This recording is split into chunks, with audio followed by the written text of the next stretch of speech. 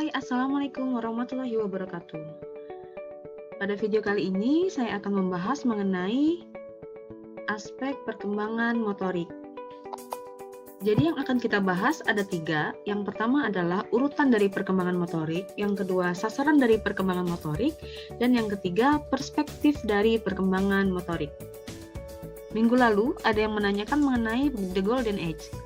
Baik, kita akan bahas mengenai The Golden Age.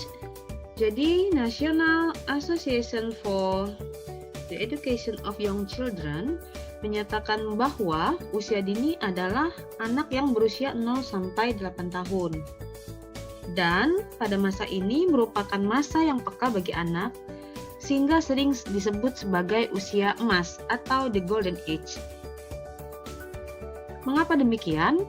Karena pada usia emas akan terjadi perkembangan yang sangat pesat terhadap semua aspek perkembangan yang terdiri dari kemampuan fisik, kognitif, bahasa, sosial, emosional, dan nilai agama atau moral.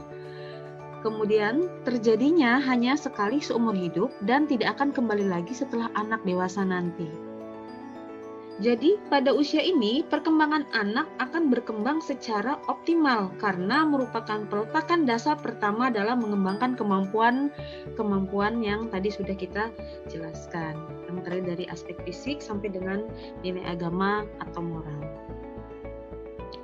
Selanjutnya, perkembangan motorik memerlukan pengendalian jasmani melalui aktivitas yang terkoordinasi antara otak, pusat syaraf, dan otot, serta memerlukan kematangan dalam suatu gerakan.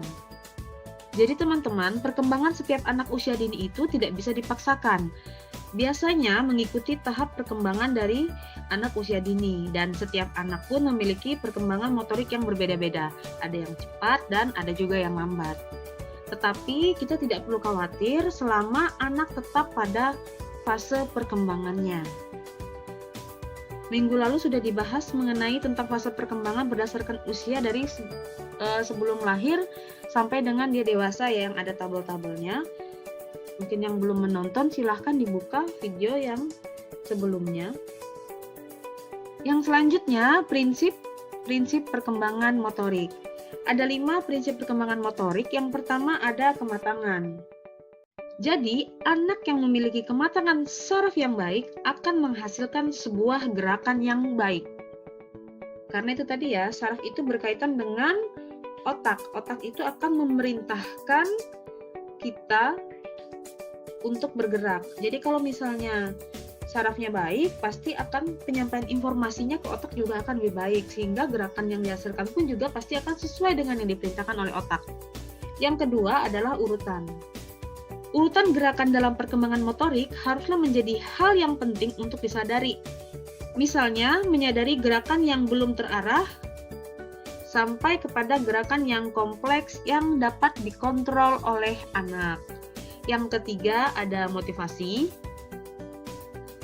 Jadi, motivasi yang kuat diperlukan dari internal anak atau dalam diri anak. Kemudian dari faktor eksternalnya ada orang tua dan lingkungan. Mengapa demikian?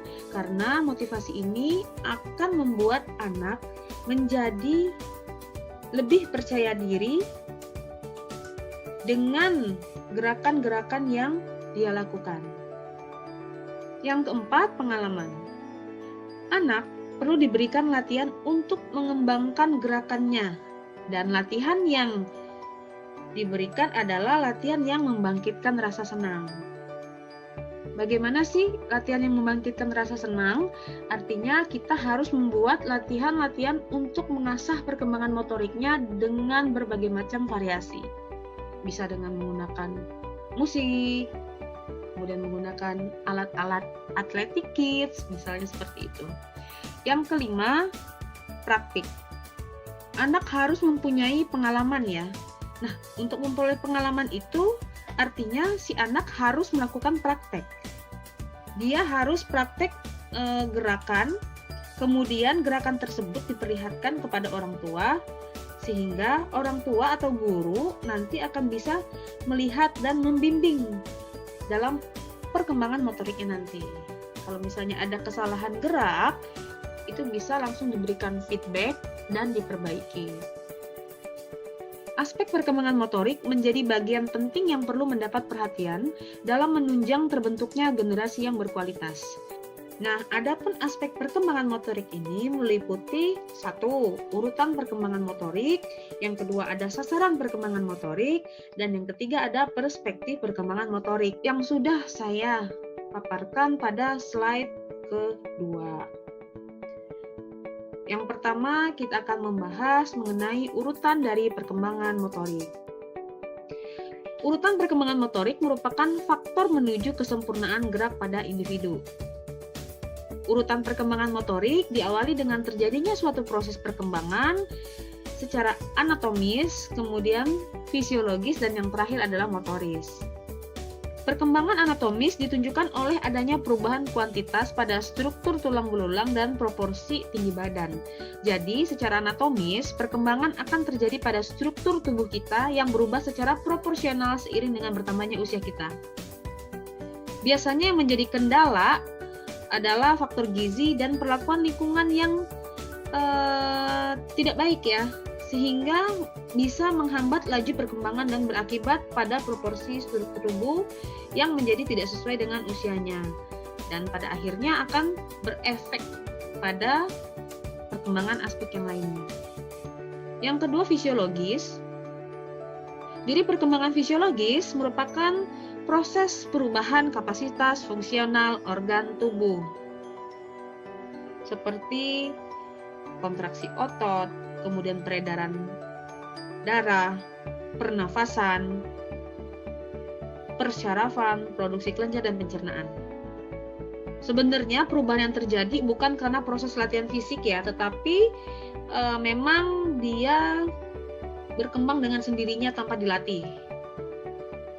Nah, alangkah baiknya jika diberikan latihan, karena latihan itu akan menjadikan kemampuan dari fisiologis tubuh kita menjadi lebih baik. Yang ketiga, motoris atau perilaku gerak.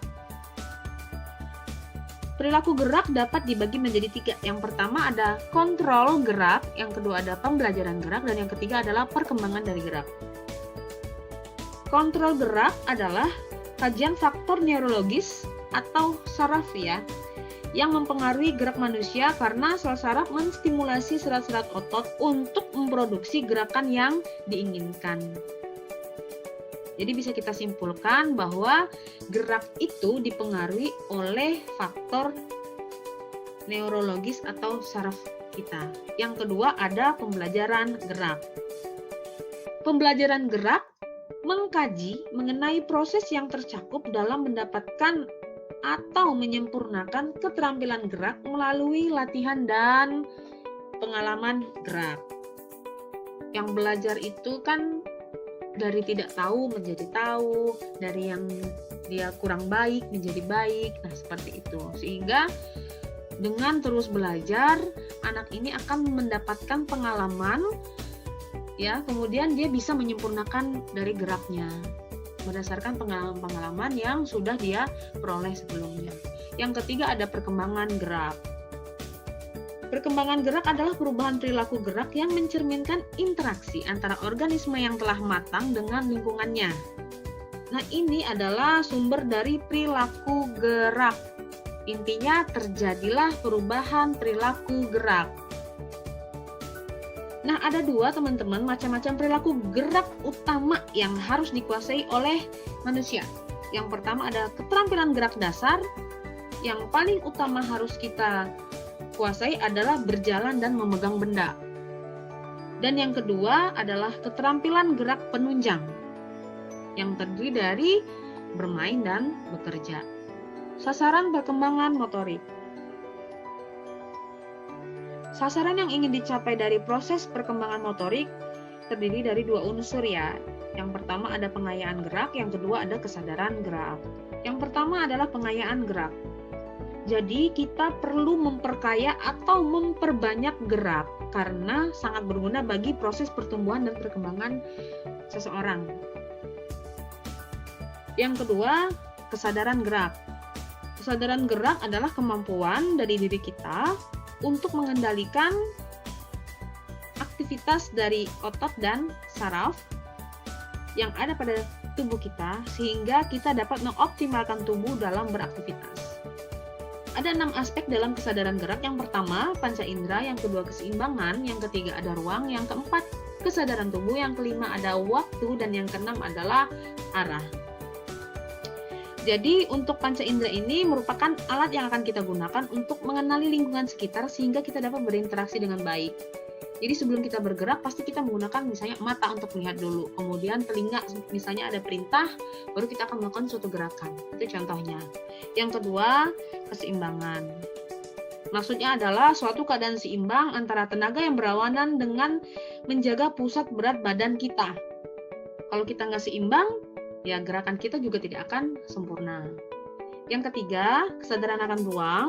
Maksudnya adalah kemampuan dari kita untuk memahami ruang eksternal atau ruang di luar, di sekitar, dan memfungsikan gerak melalui ruang tersebut.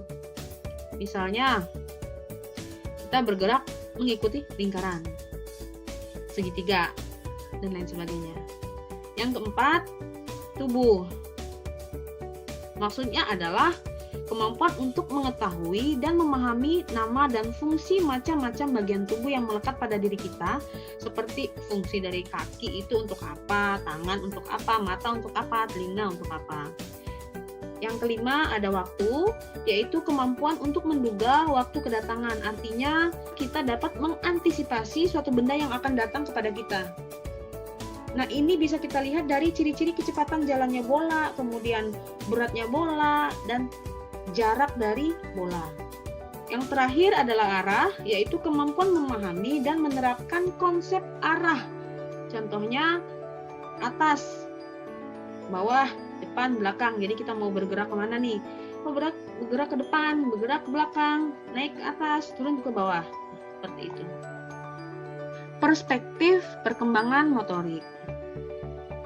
Jadi perspektif atau pandangan tentang perkembangan motorik ini didasarkan hasil penelitian. Nah, hasil penelitian menunjukkan bahwa tinggi badan tidak bertambah, tetapi perubahan gerak tidak berakhir. Artinya, perkembangan motorik itu berlangsung hingga akhir hayat. Sepanjang hayat ini, itu akan mengalami progresif, kemajuan, dan regresif, kemunduran. Ya, kemajuan tadi kan dari bayi sampai dengan dewasa. Nah, regresif itu ketika kita mengalami masa penuaan. Perkembangan ini dipengaruhi oleh faktor-faktor intrinsik dan faktor dari ekstrinsik. Jadi, kenapa sih perkembangan itu bisa lambat, bisa cepat, normal? Nah, itu ada yang mempengaruhinya dari faktor intrinsik dan ekstrinsik tadi. Jadi tujuan perkembangan motorik itu sendiri adalah penguasaan keterampilan yang tergambar dalam kemampuan menyelesaikan motorik tertentu. Artinya ya kita itu cakap ya, kecakapan itu kita bisa untuk menyelesaikan tugas dari gerak. Nah, ini juga yang menjadi pertanyaan, kenapa sih masa kanak-kanak itu sering disebut sebagai saat yang ideal untuk mempelajari keterampilan motorik? Ada 3 alasan. Yang pertama, tubuh anak itu lentur, sehingga anak lebih mudah menerima rangsangan semua keterampilan. Jadi kalau misalnya terjadi kesalahan dan cedera, itu akan cepat pulih. Berbeda dengan orang yang dewasa, membutuhkan proses pemulihan yang cukup lama. Yang kedua, anak lebih mudah mempelajari keterampilan karena belum banyak memiliki keterampilan lainnya. Jadi keterampilan itu akan menjadi otomatisasi gerak setelah kita melakukan 1000 kali pengulangan. Nah, bisa dibayangkan ketika anak sudah dewasa, terus geraknya salah, pasti akan memakan waktu lebih lama untuk memperbaiki gerakannya. Jadi PR kita sebagai guru adalah memberikan keterampilan motorik atau gerak dasar yang baik dan benar. Nah, yang terakhir, kenapa anak-anak disebut sebagai saat ideal untuk mempelajari keterampilan motorik? Karena anak-anak suka melakukan pengulangan. Jadi, mempunyai rasa ingin tahu yang besar dan penasaran. Berbeda dengan orang dewasa yang cepat bosan. Anak itu kalau dia baru tahu, dia pasti akan mencoba terus. Contohnya, dia bisa jalan 1 langkah, besok dia akan coba lagi, dan akhirnya dia langkahnya menjadi sempurna. Nah, seperti itu. Itulah aspek dari perkembangan motorik yang kita bahas pada video kali ini. Terima kasih atas waktunya. Sampai bertemu lagi di video yang selanjutnya. Jangan lupa subscribe, like, komen, dan share video ini. Assalamualaikum warahmatullahi wabarakatuh.